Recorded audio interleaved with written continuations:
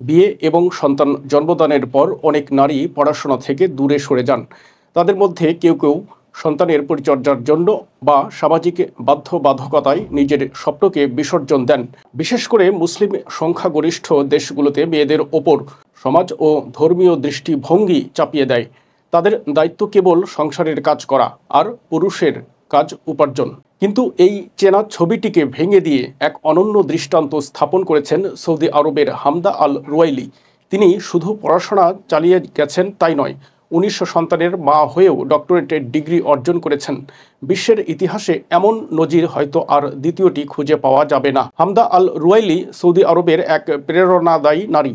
১০ ছেলে এবং ৯ মেয়ের জননী হয়েও তিনি তার স্বপ্নের পথে এগিয়ে গেছেন। সন্তানদের দেখাশোনা, কর্মজীবন এবং পড়াশোনা সব কিছুই দক্ষতার সঙ্গে সামলেছেন।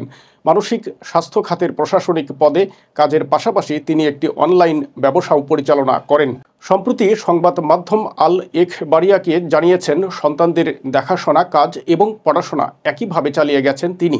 দিনের বেলায় তিনি সন্তানদের যত্ন এবং তার কাজ সামলান, রাতের বেলায় সময় দেন ব্যবসা এবং পড়াশোনায়। তিনি তার জীবনে কোনো ঝামেলা চান না, তাই প্রতিদিনের কাজের জন্য অত্যন্ত সাবধানী পরিকল্পনা করে থাকেন। ৪৩ বছর বয়স হওয়ার আগেই তিনি ব্যাচেলর, মাস্টার্স এবং ডক্টরেট ডিগ্রি অর্জন করেছেন। তবে এ পথ সহজ ছিল না। তিনি বলেন, ১৯ সন্তানের দেখভাল করা অত্যন্ত চ্যালেঞ্জিং ছিল, কিন্তু তিনি শিক্ষকদের এবং সামরিক কর্মকর্তাদের থেকে অনুপ্রেরণা পেয়েছেন। হামদার রোল মডেল হলেন সেই শিক্ষক যিনি শিক্ষার্থীতে ভরা একটি ক্লাস পরিচালনা করেন এবং সেই সামরিক অফিসার যিনি অসংখ্য সেনাকে নেতৃত্ব দেন। হামদা বলেন, একজন সন্তানকে বড় করার যে চ্যালেঞ্জ, তা ১০ জন সন্তানকে বড় করার মতোই কঠিন।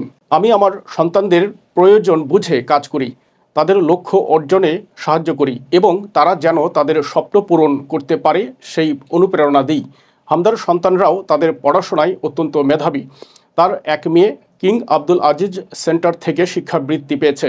এত দায়িত্ব থাকা সত্ত্বেও পড়াশোনার স্বপ্নকে কখনো বিসর্জন দেননি তিনি। হামদা জানান, জীবনের নানা বাধা বিপত্তি আসলেও তিনি কখনোই শিক্ষার পথ থেকে সরে যাননি। তার গল্প শুধু সৌদি আরব নয়, গোটা বিশ্বের নারীদের জন্য একটি বিশাল অনুপ্রেরণা। সংসার এবং স্বপ্ন দুটোকেই সামঞ্জস্য রেখে কিভাবে এগিয়ে যেতে হয়, হামদা তার জীবনের মাধ্যমে সেটি প্রমাণ করেছেন।